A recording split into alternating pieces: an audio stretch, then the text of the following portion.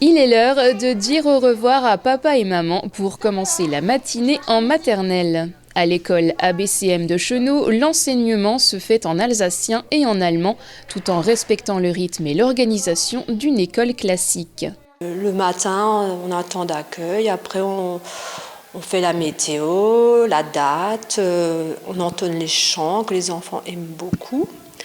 Et puis après, le goûter, comme dans une école normale. Et puis après le goûter, les activités. On arrive à 11h là, puis on va en récréation. Et l'après-midi, on commence toujours par un temps calme. Ça fait beaucoup de bien aux enfants. Et après, on enchaîne les activités, on en fait plusieurs. L'après-midi passe ainsi, et puis on se retrouve à la récréation. Et voilà, on a passé une bonne journée. Ça se passe toujours. Les enfants viennent toujours avec le sourire. Ils sont très contents de venir. Alors, ma collègue est enseignante en allemand le lundi et le jeudi. Et moi, je suis enseignante en alsacien le mardi et le vendredi. Moi, je termine la semaine en beauté en terminant par tous les vendredis, on fait une sortie. Le premier vendredi du mois, on fait une grande sortie, la matinée. Et le reste, tous les vendredis, c'est des petites promenades.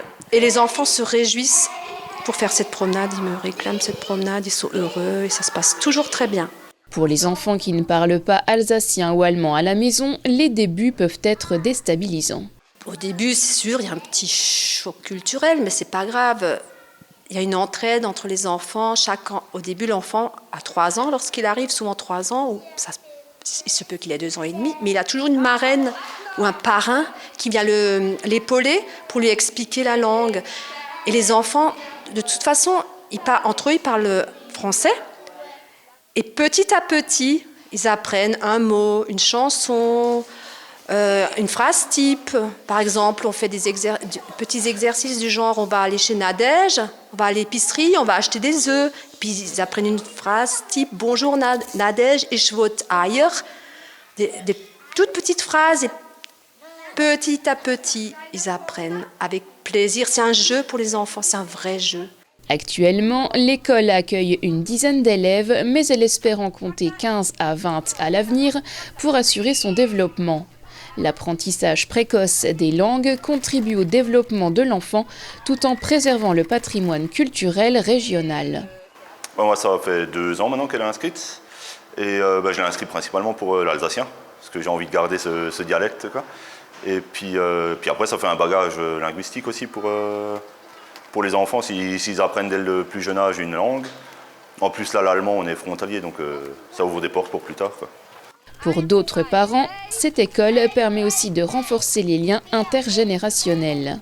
J'ai ma mère, donc sa grand-mère maternelle qui parle alsacien.